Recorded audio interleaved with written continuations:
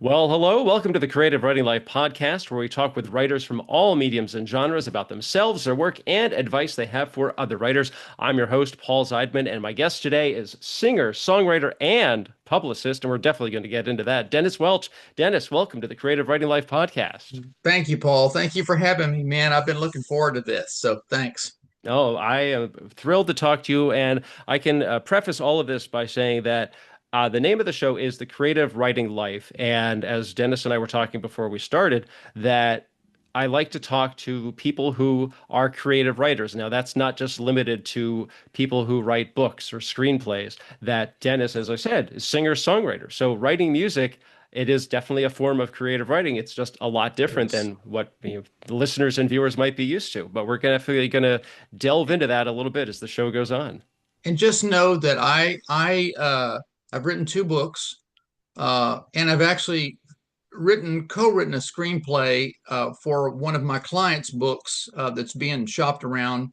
And I found out how extremely difficult what you do is, Paul. It's like I think it's on the 12th or 15th permutation, Oh and yeah. so yeah, and so I'm that all of that was a neon flashing light telling me to go back to songwriting.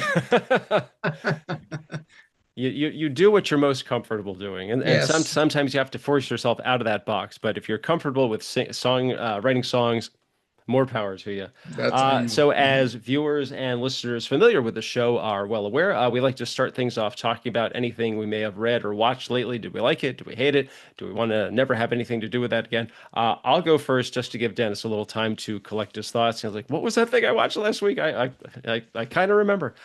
So I have three things. One is my daughter's home from school for a little bit, and so we've been not binge watching, but kind of like working our way through previous seasons of the British show Taskmaster, which is a hilarious game show, and we all love it, and it's just fun and just you can't if you haven't seen it, I strongly recommend it. You don't, and the thing is, you can start with the most recent season, then work your way backwards, or start in the beginning and then just watch the show as it develops. But it's a lot of fun. The other one was on Netflix. That is a show or a limited series called The Sandman, which is based on the DC Comics Vertigo graphic novels, all by Neil Gaiman. It was very visually amazing, and even though Gaiman's kind of a sketchy character now, his writing abilities can't be denied. So that was really fun, and I gave in to the hype, and I watched K-pop Demon Hunters, which is right now the number one film on Netflix. It's an animated feature from Sony Animation, and it's a lot of fun. It's very silly, and if you have anyone in your family who's probably 25 and under, they're probably going to be crazy about it. Apparently, my daughter's former roommate at school watches it at least once, possibly twice a day. Oh my gosh, wow. Okay. Yeah, yeah, and just like looking online, like you can get merch from this show now. Like, and the one of the main group in the movie, it's a girl group. Their song is apparently number one on the Billboard charts right now. Unbelievable. Okay. Amazing, amazing. Yeah, Yeah. there's a connection with Dennis in the music industry there. So that's it for me. But Dennis, I'm assuming you have another wide variety of material. Well, it's yes. So this week I rewatched with some friends out here in Georgia where we are. I'm from Texas and we're on this tour. We did a show in Quincy, Illinois for some folks. We went to Canton, Ohio, and Columbus, Ohio, went through Nashville and came here. And we're sort of here for the moment. Did a TV show here the other day. And so we're staying with some people and I wanted to I wanted to watch, review, or whatever you call it, Jerry before Seinfeld, which is a Netflix uh, short show, just one show basically. Hmm. It's not a series or anything. And Paul, it's fascinating because it's sort of like songwriting. People think, why are we even paying these guys? It's just 3 minutes. Hmm. And it was so revealing for to see. There's a scene in it actually where I don't want to spoil anything because it's so good, but it's really about how comedy, great comedy, and comedians, it's really a writing job. Hmm. and that people, people like George Burns, famous comedian in his time, maybe one of the most famous comedians, said in his book, that he had a staff of writers and they wrote every day. Okay. And so Jerry Seinfeld talks about how, when he started out, he didn't have a plan B. And he said, I just went at midnight to the comedy, whatever it's called, the store or whatever it is in New York Hmm. City. And he said they had open mic night. And I would go there and I'd do comedy for 15 minutes and then go home. And he said eventually a restaurant near him opened up one corner and removed the table. So this had to be a really great gig, Mm. and let Broadway singers and comedians come in and do what they do. And so there's a scene where he is sitting. It looks like he's in a park or something, and he is surrounded by um, one pieces of like single pieces of paper, a yellow legal pad, all in ballpoint pen, no technology at all. And he says, "This is every single bit and joke I have ever written in my life. I have every one of them." Wow. And he reaches over and he takes one of those and he goes, "So this is a bit that I did about breakfast cereals." And the joke was, really, they're calling this food? And he goes, and so he said, and so I tried this cereal name and nobody laughed. And then he said, I scratched through that and I went back the next night and I said another cereal name and they didn't laugh. And I scratched through it. And he shows that. And he said, finally, way down here, he goes, I said this cereal name and people laughed. And I kept it and I used it in other places. It's just an incredible show about um, what's the word? Sort of stickability, the ability to stay. When you don't really see anything on the horizon, and continuing to write as if. And that's part of the theme of this show today. And Hmm. so that's a great one. And then I read a book recently called Living Fearless that I love, and it's a book about, not surprisingly, living a less fearful life. And that book may have been the impetus, or this maybe the seeds of the title track of this new record that just came out of mine, Strong. Um, Probably came from reading that. It's a fantastic book, very encouraging. Yeah, it says, look, you know what? Don't listen to the naysayers, and I Hmm. don't. So it was. I agreed with the author. So You should contact the author, say, I agree. yeah, I could have written this. Okay. Uh-huh. Yeah, they don't like that. Fanta Fantastic. Okay, well, Dennis Welch, let us start things off. Let's talk a little bit about you and your background. So, how did you get your start? I mean, you got into publishing and publicity later, but you said I was reading your bio and it said you've written over 500 songs, Yep. and you've been working as a singer-songwriter for quite a long time. Like, what was your start? Were you just kind of like, who handed you your first guitar, that sort of thing?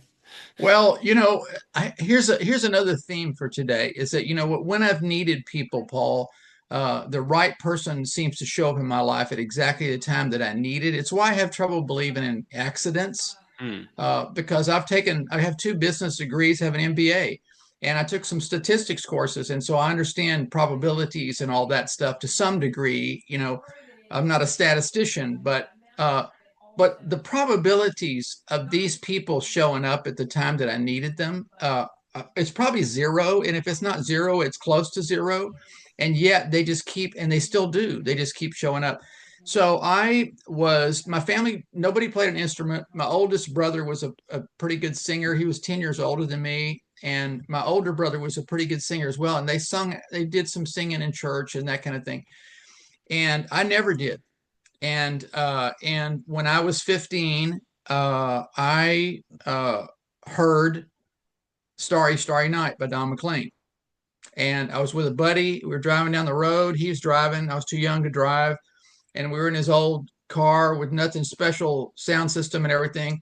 And this song came on, and it was like a hand came down in the car and just stopped. There was no discussion, and that song was the whole song played, and we didn't say a word. And we've been talking up a storm, and we drove another 5 or 10 miles after it was over and didn't say a word. And finally, one of us said, wow, you can do that with music and words. And I think that that was where the seeds were, probably maybe the seed of songwriting was planted, but I didn't play an instrument. And so when I was probably 17 or 18, I was driving home from a date, and apparently it was a good one. And I wrote an entire song driving home. And because there weren't these things, ubiquitous recording devices, Right. I just had to sing it and sing it and sing it. So the next day I went into my job. I was selling furniture and bedding and stuff for a little place. And my boss, who was a great friend, always kept, he's a little older than me, always kept his Ovation guitar under his desk. And he was a real musician. And and so toward the end of the day, after hearing me sing this song all day, he's probably tired of it. He goes, hey man, what is that you're singing? And I said, well, you know, I don't know if it's any good. I said, but it's a song I wrote driving home from a date last night. And he goes, well, I think it's really beautiful. And he goes, why don't we play it? And he took that guitar out and he figured out the chords of this song and we sang it together. And that was that. Hmm. And he said, okay, this is a real song. It's a beautiful hooky chorus. How did you know how to do this? I said, I don't know. I don't know. I haven't, it's my first song. You don't ask a lot of questions, right? And Okay. he said, well, why don't you go out and buy a cheap guitar? And that way, spend $100 on a guitar. And if you don't like playing guitar and you don't want to do this anymore, you can just give it to somebody. But I have a feeling that there's something else going on here. And so I went out and bought this cheap guitar, and I didn't know anything. I barely knew how to tune the thing. But here's what I did. I learned chords, A minor and C and all that, but I couldn't learn chord progressions without hearing the story, without hearing words, and everything. So I began to write songs all the time, and and I was really encouraged. I got to sing in my church. I got to do a gig there and do all my original stuff.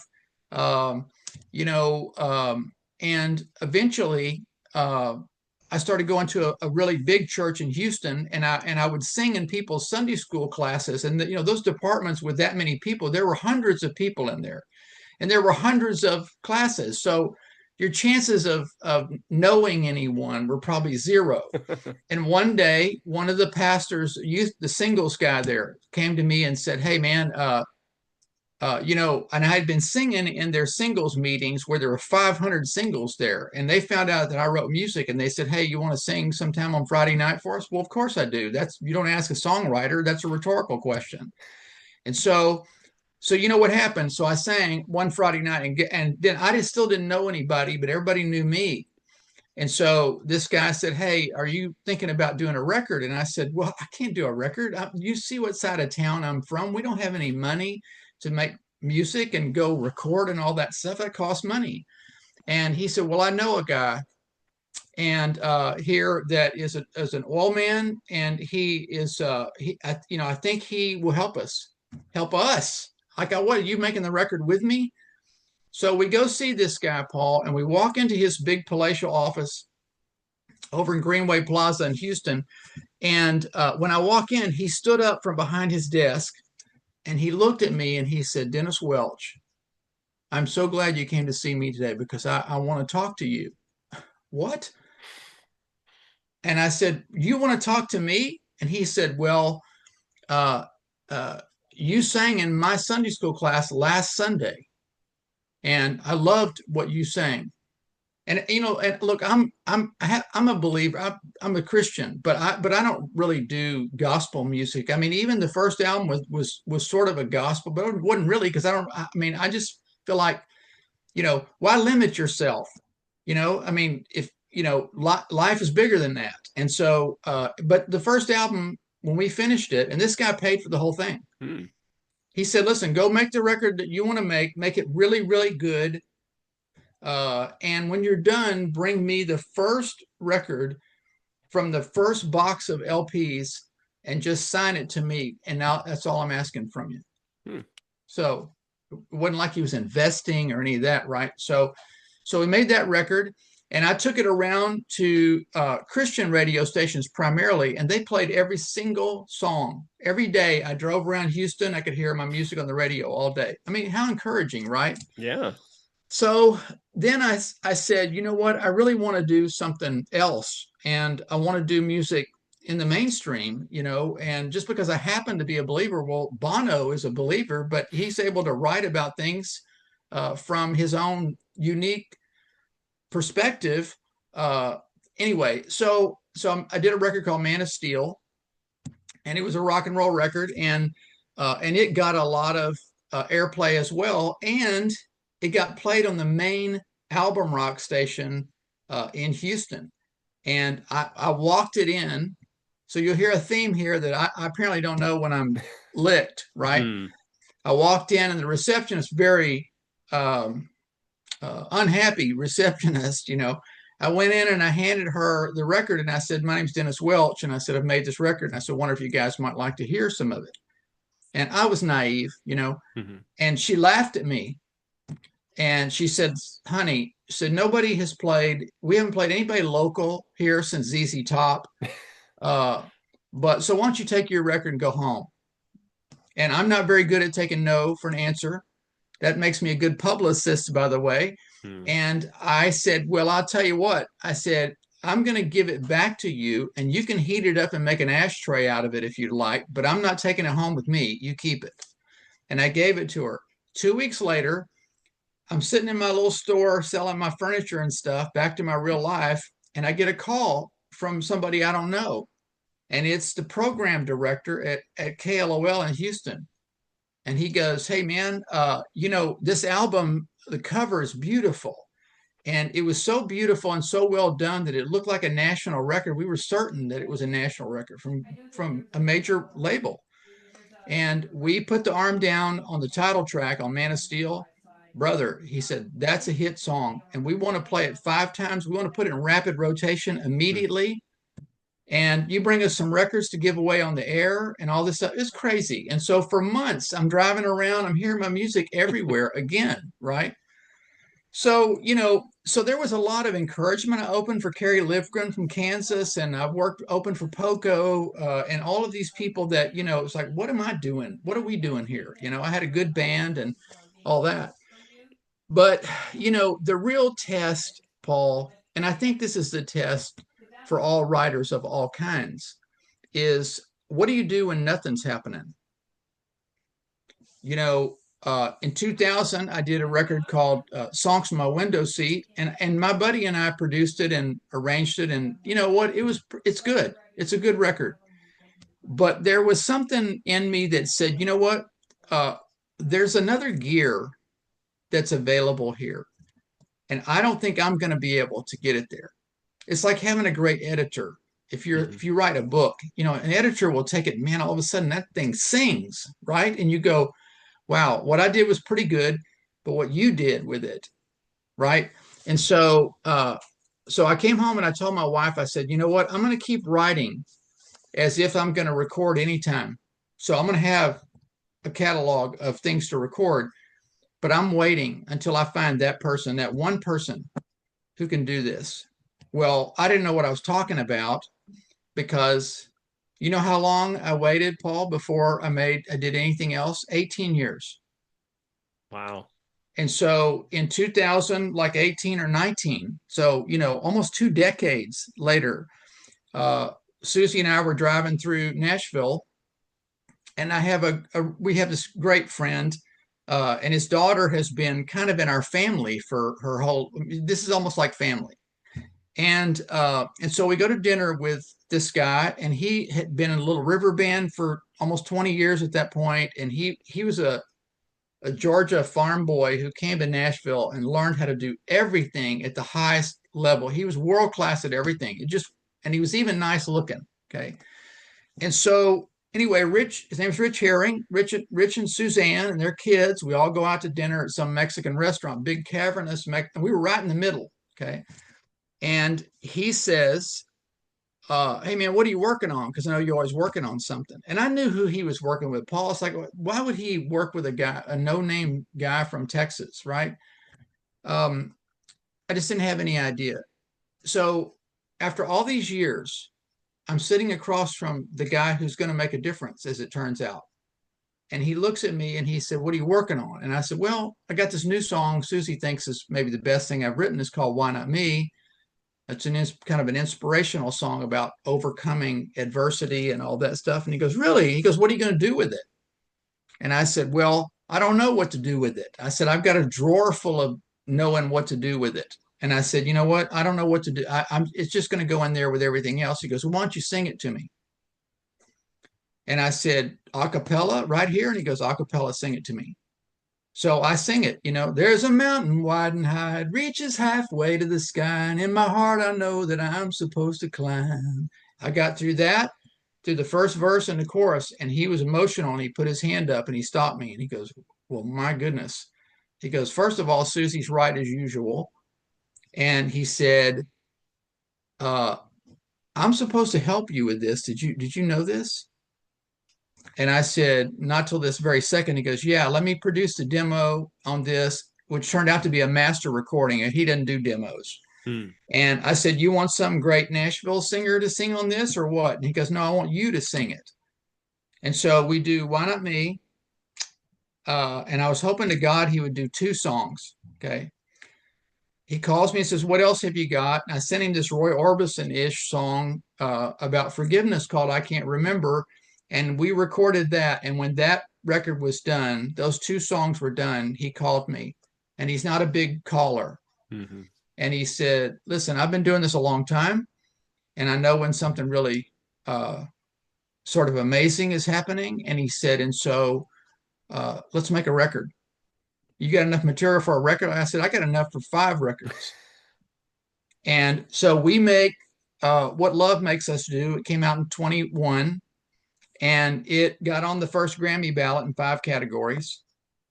Then we recorded If I Live to Be 100. It came out in 23 and it got on the first Grammy ballot in 5 categories. And then we just released Strong. Mm-hmm. And so we're 30 songs into our relationship now. And that's after almost 2 decades, Paul, of not having a sniff Mm-hmm. of getting to do it again. And it was always a rock in my shoe. I think if you're a writer, I don't think you ever get over, the quiet like that. It's like, you know what? So maybe I'm not going to do this anymore. That sits on your shoulder, and it turned out to not be true at all. I'm doing more of it now than I've ever done. So anyway, that's the story.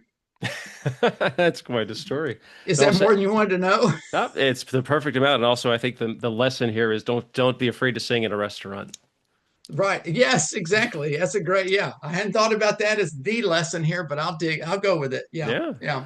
Yeah. Well, I wanted to ask you, like, what is your process? I think you touched on this a little bit earlier.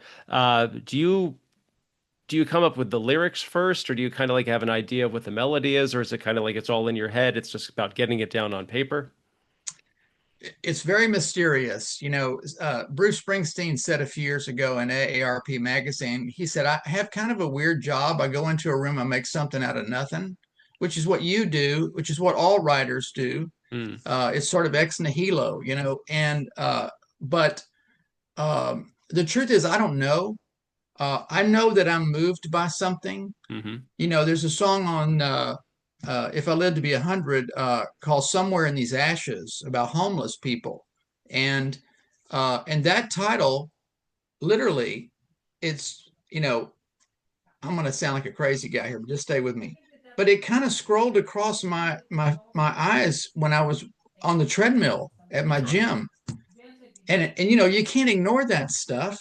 When that happens, you go, what in the world was that? So there must be something here. And then I started doing what I do. I started obsessing about it hmm and writing around it. And it turned out to be one of my favorite songs.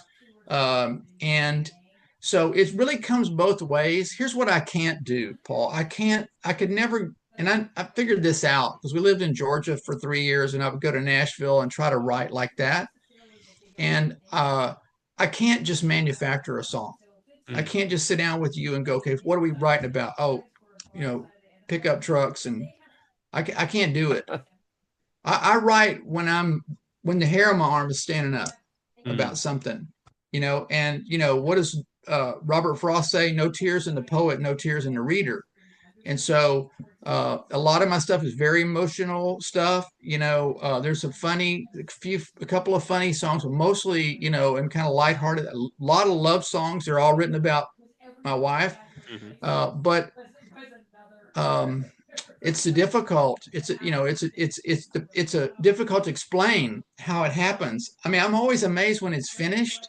Mm. I send it off to Rich, and he goes, "Man, I mean, like this song's strong for this album." Well, we'll talk about that, but that was that was almost like a manifesto. We'll talk about it, but that's so I don't know how it happens. No, no, I totally get that because one of the things is that a lot of writers, especially when they're starting out, that they get frustrated when they can't be creative because you can't force creativity. It No. has to happen naturally. That sometimes they expect the muse to hit when they want it to, but that's not how it works. I mean, sometimes I get my best ideas for stories or story details like when I'm out walking the dog because Mm-hmm. I'm not sitting at my computer trying to write. I'm just like, I got to just go outside, clear my head, not with the intention that, oh, if I go out and walk the dog, I'll suddenly get an idea. Sometimes it just happens. Like I could be at the grocery store and just all of a Yes. sudden something clicks. And I'll just, as you said, I'll grab that ubiquitous device and and then write it down in the notes. And that way, because if you tell yourself, oh, I'll remember it later, no, you will not.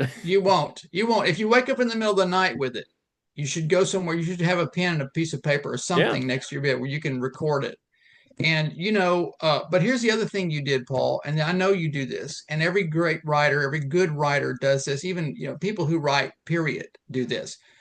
Then you have to show up. You have to be present, Mm. to write stuff. That idea came to me for Somewhere in These Ashes, but you know what it required, and I know this, and I feel a little bit of not sadness, but a little bit of, oh man, because I know what's involved here is that I'm going to be spending the next few weeks or whatever time it takes parsing every single word in this. Hmm. It's exhausting. I have to get in my writing room and turn the TV off and say, you know what, Susie, I can't watch Dancing with the Stars with you tonight. I got to do this. Okay.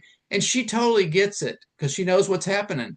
And so you did that. You do that. I think all writers do that. But so it doesn't just, it may come to you like that. And you might even go and write it down or put it in your phone. But then there's this work that you got to do to make it really great. Well, I think that's the thing with a lot of writers is that it's how determined you are to Yeah. do the writing. Because a lot of the part of the reason I like writing so much is that I like writing. I love Me coming up. too. I love coming up with these stories and like Yes. how can I tell this story in the most original and creative and entertaining way possible? And so Yeah. how can I make it unlike anything else you've seen before? And it's similar in writing a song that you want to write something that's unique and it sounds like something Yes. you wrote, not like it's Yeah. not a ripoff of something else somebody else wrote. Right. And Right. it's that is part that's a lot of things that or a lot of conversations I've had with other writers is that, yeah, I've been doing this a long time too, and I'm just starting to see some results now. Yeah. And many is the time that I would think, you get so frustrated and like less determined writer would have just, well, screw this, I'm not going to do it anymore. But part of the reason I was so determined to do it is just that I love the writing part so much. Yeah. You love And the process. yeah, and also that earlier this year because I was one of those writers, oh, I've got to get a manager, I've got to get an agent, I got to sell something. I was driving myself crazy. I was running myself ragged and was Yeah. not yielding the results that I wanted. I just thought, you know what? I just want to write stuff that I would want to watch, and I'm Yeah. going to have fun putting these stories together. And if somebody else likes it, that's great. And if nothing happens with it, I'll have the satisfaction of knowing that I was able to write this because this is something that I had inside me and I wanted to get it out there. Exactly. And so, two things I'll say, Paul, how smart you are, first of all, because you know what? Because a lot of people never recognize that. There was a great little clip. Facebook has those little film things Hmm. that I don't know. Anyway, and one of them, though, was Charlie Rose talking to Steve Martin Hmm. back probably 10 or 15 years ago. And he says, "Hey, Steve, how often do people come to you and say, 'Hey, Steve, I'm funny. Why don't you introduce me to your agent or your manager, and so they can get me a little further down the way?'" How often does that happen? What an answer he gave. He goes, "Well," he goes, "you know what?" He goes, "It happens sometimes." And he goes, "But I'll just tell you this." He goes, "Those people are asking the wrong question." He goes, "Here's the right question. How do I make myself world class at something?" Hmm. And he said, "Because here's what happens." And think about him now for just a moment. I'm going to take a little aside. This is a guy who was at the top of the comedian game. He quit at the top. He became one of the top comedy and dramatic actors in his time, Hmm. and he still does his show. It's whatever, Murders in the Building, whatever. Right. So he can still do it anytime he wants to. But then he became one of the great banjo players in the world. I mean, he's a Grammy winning great banjo player. So he's done it 3 times. Yeah. So he knows what he's talking about.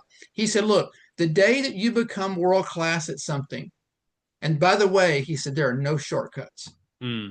He said, "The polls change." And he said, "Those people you're chasing, you don't have to go with your hat in your hand anymore to those people. They come to you."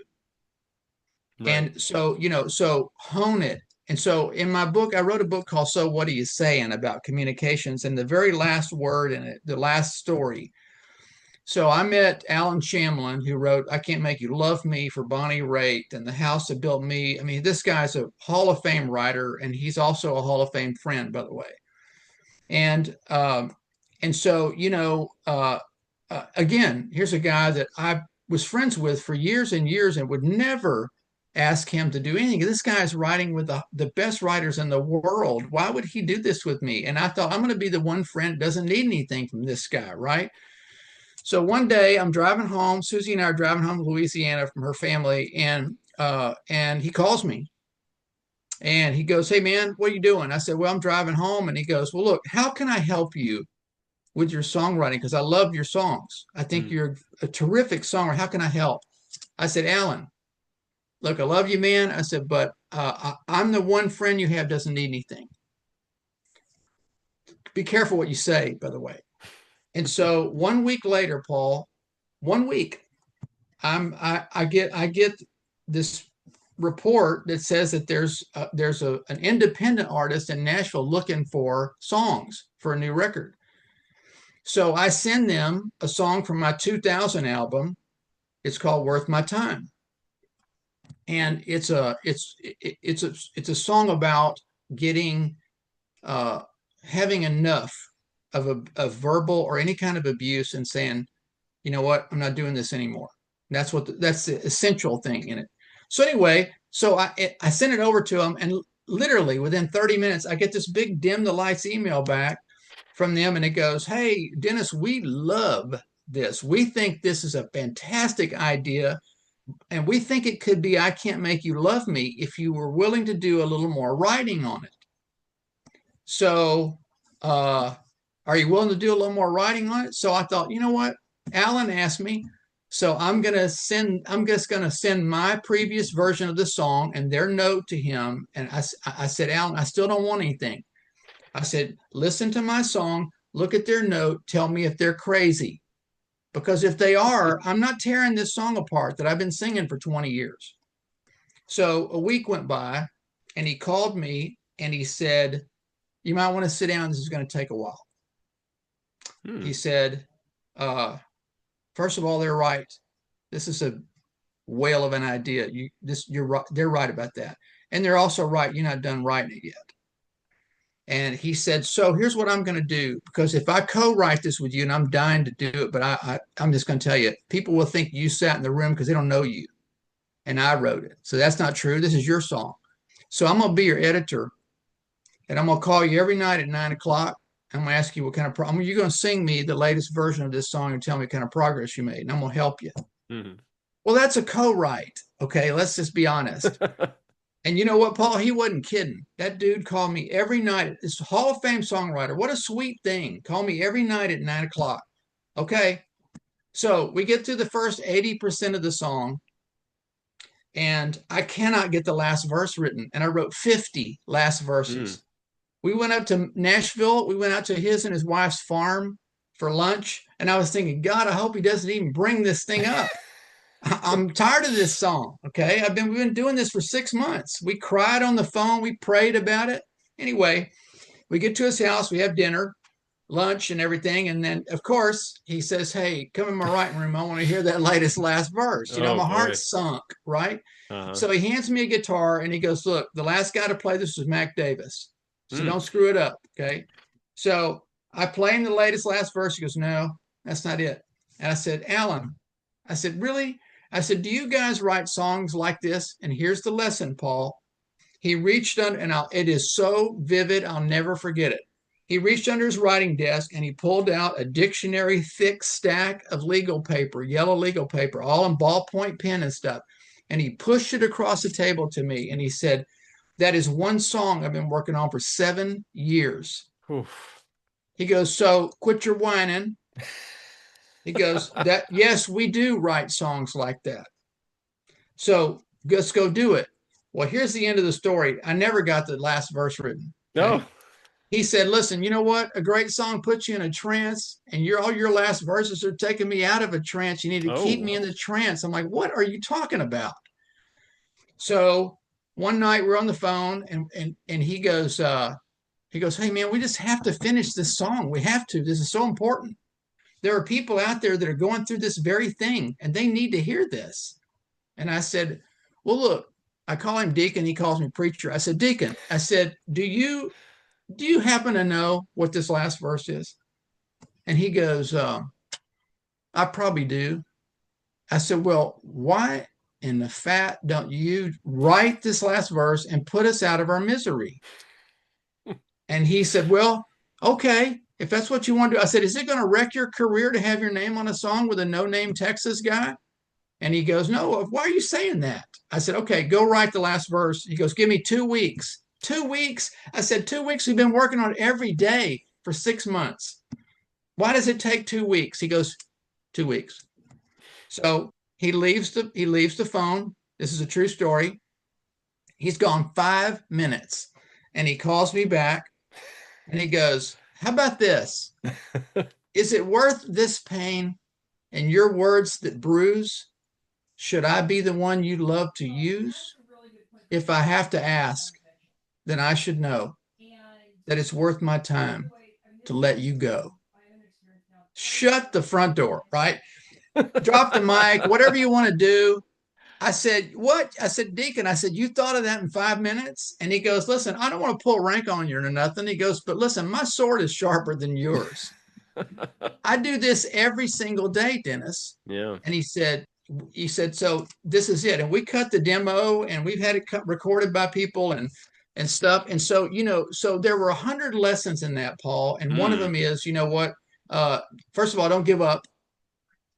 Number two, don't settle. Don't settle for something that's just an image of Right. something great. Do something great, right? So anyway, so that's a good lesson. It's a hard one for writers, because we think when we write something, it's like ex cathedra, Yeah. and and Well, it's not. But I also wanted to say that the whole thing stemmed from your friend offering to help. And yes, that's something a lot of writers don't really, especially when they're starting out. It's always a lot. I got this a lot, when I was starting out, and I still get it now occasionally. People wanting help from you. hmm, They just come to you. A friend, I use this analogy so often, and it's so effective. Like, what if you were at, a cocktail bar or a cocktail party, and someone comes up and says, "You don't know me, but I want you to help me." It's like, well, okay, well, why would I help you? And that right, a lot of writers feel like, well, you've had success. Why don't you just like, pass some of that success on to me? It's like, well, no, I had to struggle and I had to, long sleepless nights and, the pounding the yeah, keys day after day, going through as you've experienced countless drafts of what I'm working hmm, on. Why should you get some kind of shortcut that you haven't earned? And yeah, so that, exactly, but that a lot of times some writers are like, I want you to help me. But when I make a new connection with another writer, I'll say, let me know if there's anything I can do to help. You want me to, look over your pages, you want notes, if Hmm. there's somebody that you are, if we've established a professional relationship and you're like, hey, this guy at, such and such, could you introduce me? And I just did this a couple of days ago. A friend of mine, because not tooting my own horn, I got a manager recently, and but I fortunately I haven't had a lot of my writer friends say, hey, can you connect me? But I did have one guy say, if let me know if you'd be open to for like, passing my name along. And I said, I'll do Hmm. what I can. And I mentioned it to my manager, said, yeah, sure. And just have him email me. And so that was it. And the guy was like, I owe Right. you bit. And he said, I owe you big time. I don't know if it's going to work out, but this was great. And, it's an in for him, a possible in. And Hmm. I didn't do it because, I wanted something from my friend. I was just doing it because I Right. wanted to be a helpful person. And Yes. I was able to do that for my friend. That's those motivations, they mean something. But I would guess also, Paul, that because you're a good writer and you know what you're doing, you know, uh, you know, you also know that, first of all, I think if somebody comes up to me at a cocktail party and says, "Hey, can you introduce me to your manager?" You know, my guess is that they're not ready to meet my Mm, manager. So what I want to hear is, I want to hear what you did. I want to hear what you've done. And if you've written one song, and you think that it's all that, you're probably wrong, but you could be right. But so I think it's selectively doing that kind of thing, and I think that's what Alan did. I think it was selective. I don't think he does this that often, mm, but he knew me, and he also knew there's something about not really needing your help necessarily, that I think draws people, gets takes all the filters down, because people say, this dude has never asked me for anything.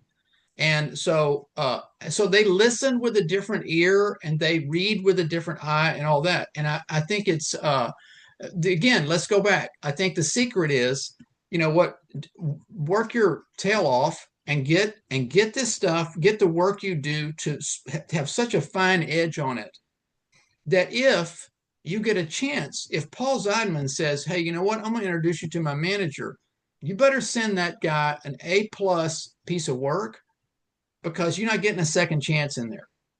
You know this. hmm You don't people who do this every day, they have to step over people's songs to get to their desk, right?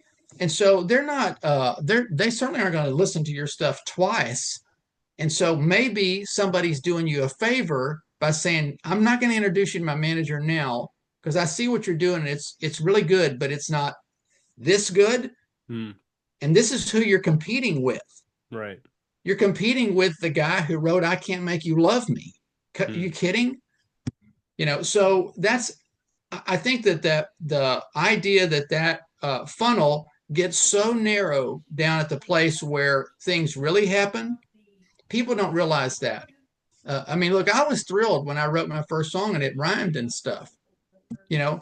But let me tell you what happened. I had the guy who produced my first two albums. His name is Kemper Crab, funny name, brilliant, brilliant artist. So I was taking lessons from his wife. I was taking voice lessons, and I had to drive an hour each way in Houston to get to his house, right? And so one night, it was late at night, it was midnight or something, because I had to do it after I got off work. And so we were going to the studio the next Tuesday. We were walking, and Kemper had a big shock of hair, Rasputin beard, and bells, and we're walking out to my car, and he was walking with me. He's called me Denny, and only a few people in my life, my grandmother and Babette, who you interviewed, calls me Denny. I don't correct her. mm. So anyway, we're standing by my car, and I was getting ready to go, and he goes, "So Denny, can I ask you a question?" He goes, "Are you doing your best work?" I said, "Why are you asking me that now? We're going to the studio on Tuesday. We have Andre Crouch's touring band coming into play. So why are you asking me this?" He goes, "Well, because I need to know. And I want you to know that's more important." And he said, "So listen, I trust you. So I'm going to give you these three records. I want you to go home and listen to them. And I want you to call me tomorrow and I'm going to trust you. If you tell me that you're doing your best work, that you're doing the best you can, then you know what? We go in the studio Tuesday. And if you don't believe it, if you don't believe it after you listen to these, then you know what? We'll pause until you're ready. Mm. What a favor, Paul. Yeah. That's iron sharpening iron, man. So one man sharpens another. What's this guy doing? He didn't have to do that. He didn't get paid until we go in, right? Hmm. He's holding off his paycheck to be sure that I'm doing the best I can. So anyway, you know what 3 records he sent me home with? He sent me home with the first two Dan Fogelberg records, Netherlands and Souvenirs, and he sent me home with a Leonard Cohen record. Hmm. Talk about unfair. And so I listened to those records. I wept when I heard these records. And I called him and I said, this was a dirty, dirty trick. Okay. I said, but you were right. And so, you know what? That was almost 50 years ago. That was 1980. So 45 years ago. And you know what? I still send Kemper every single thing I do, Paul. You know why? Because I can still hear that. I can hear that conversation. When I sit down to write and I want to take a little shortcut because I'm getting tired, I hear, hey, Denny, you doing your best work? Hmm. And you know what? The answer better always be yes. And for you, Paul, same. It needs to be, and for any writer, it needs to always be yes. And if it's not, then you need to go back in your writing room and get some more coffee and finish it right, you know? So anyway, No, I see. I want to touch on that is that because a lot of especially newer writers that they'll finish something and think, okay, this is great, like best thing I've ever written, and then they'll send it out for notes. And when I was starting out, I would ask everybody I knew for notes, but then I would get, if I sent it to 20 people, I would get 20 different reactions, and then right. I didn't know like whose notes could I put more faith in. And so it Ah, took me time to be able to whittle that down to like I have like five, maybe six people that I right. know I can count on them Yes, for unbiased professional feedback. And sometimes I don't agree with what they have to say, but also as they say, you have to look at the note behind the note. Okay, what is it they are right, actually saying about this? And I may initially reject what their suggestion is for this particular thing, but there's that voice in the back of my head thinking, don't say no just yet. Maybe there's some merit to right. what they have to say. Yes, That maybe there's a halfway point, like a compromise between what they're saying and what you want to do, and you can right. find something in that halfway that still accomplishes what you want, but it's in a different way than what you originally intended. Yeah. And so, and a lot of writers that you need to, a friend of mine, she puts it, you have to find that wolf pack of yours, like the people Right. you can count on, that you can rely on, that Yes. you can go to them when you need help, but they can also come to you for that same kind of help. And that's what experience does, Paul. That's what years do. I hate to sound like the old guy, but that's what years do Mm, because you begin to winnow out the people who just don't, their opinion really doesn't matter. They have some other agenda or they don't really know what they're talking about. And you know they don't. But then, as you go along, you begin to pull in that one and then that one, and maybe it's five, maybe it's three, but it's those people, when you send it to them, their only agenda, they have one agenda, and that is that you do your best work, Paul, every hmm. single time. Well, That's their agenda. And they and know how to make it better. And their opinions are, worthwhile, if you know what I mean. oh So, yeah, very much so. And also you're going to get people that you may have a long-term relationship with them, but their style of doing something might be totally different from yours. mhm. And Yes, sometimes it's hard for them to separate how they do it with how you do it. So they may be reading something you wrote, but like from their perspective. And so right. you might It's get true. comments back like, "Well, this I wouldn't do it this way." Like, I don't care how you would do it. You have to read this objectively. Don't think of this. You're not editing this to suit yourself. You're reading Right. my script, my book, and you have to be as non-biased as possible. You Yes. have to read it for Yes. what the material is, not for how you're interpreting it. So, how do you get to the place, Paul? I'm interviewing you now. Oh, I don't mind. How do you get to the place where you're comfortable saying what you just said? Hey, I just have to let you know this is not your book. This is my book, and this is how I want to do it. You know, It's hard to do that in the beginnings, I think. I And think in the beginning there's going to be a lot of stumbling. You're going to run into that. I mean, the example that I come up with is that a couple of years ago I sent a script into the Austin Film Festival for their mm, screenwriting competition, and the notes that I got back were boiled down to this was a good story, but this isn't how I would have written it. And well, how is that going to help me make my script better? yeah, no, it won't.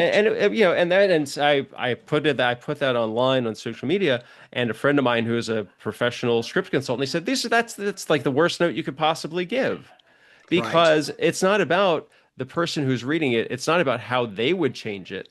It's about you have to make suggestions or how can this script be better and how can the writer take that to heart? That when Right. I read a script and I ask a ton of questions, like sometimes they'll say, I'm not really sure why your protagonist is doing this, or why is this happening, or is this the right character for this type of thing, or I'll make suggestions like I understand what they're trying to accomplish, but I'm not sure this is the most effective way to do that. What if Hmm. they did this instead? I'm not saying they should do this. It's a lot of what ifs or how about just like Right. offering suggestions to the writer. Yeah. The writer can say, "Well, you're full of it, so I'm not going to take anything." And sometimes you might even get the writer said, "Well, you just don't understand my genius, so you know, to hell with you." And I'm like, Right. "Okay, you know what? You asked me, I gave you my opinion." And Yeah. I always I preface all of my notes say these are just my thoughts and opinions. Use what you want, discard the rest, or if, Right. whatever works for you. It's about your script. I'm trying to help you make it better.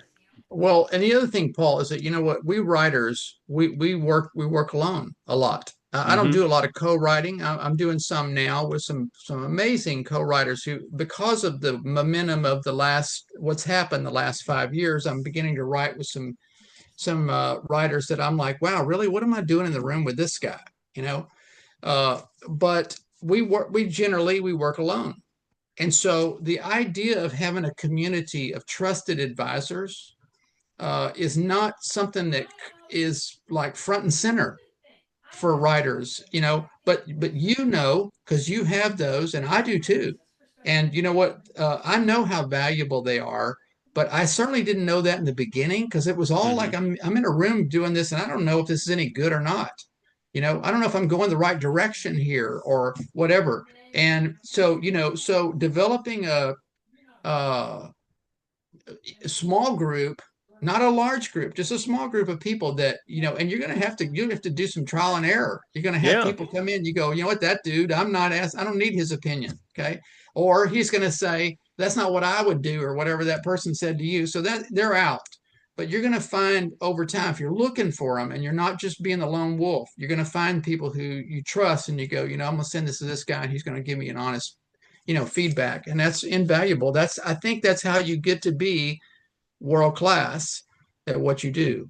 So that's my 2 cents. Okay, well, that was great stuff, and I do want to tell everybody listening or watching, we tried to have Dennis be able to sing one or two of his songs a cappella with his guitar, but the technology was not cooperating. So we were going to try to have a link. Actually, I do want to have Dennis tout his website. So for people to check out all of his music, where can they go online to find that? So they go to this is very original, by the way. Dennis Welch with a ch music.com, denniswelchmusic.com. And also this new record, and all the records are on all the streaming services and stuff, like you have now. So Okay, so it's denniswelchmusic.com, and that's he said that's the primary location for finding all of his music. And what about we can t touch on this briefly about